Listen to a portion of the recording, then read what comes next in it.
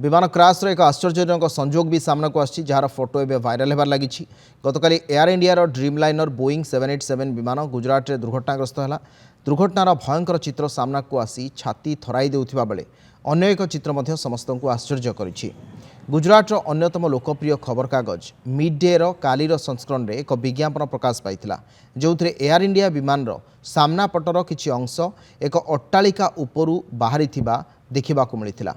ठीक अबिकल सेहीपरि गतकाली दुर्घटनाग्रस्त air India सम्मुख भाग मेडिकल कॉलेज हॉस्टेल छात उपरे लाखि जाइथिला।